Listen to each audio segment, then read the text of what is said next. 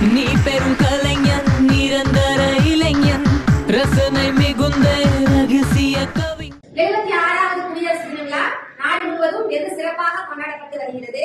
நம்முடைய பள்ளி மாணவர்கள் 4ஆம் வகுப்பு மற்றும் 5ஆம் வகுப்பு படிக்கக்கூடிய மாணவர்கள் சுதந்திர போராட்டத்திற்காக பாடுபட்ட வீரர்கள், வீராங்கனைகள் மற்றும் நம்முடைய முன்னோர்கள், நமது நாட்டின் தலைவர்கள் தற்போது இருந்திருந்தால் நம் நாட்டு மக்களுக்கு என்ன அறிவுரை வழங்கி இருப்பார்கள் என்பது பற்றி ஒரு சிறிய காணொலி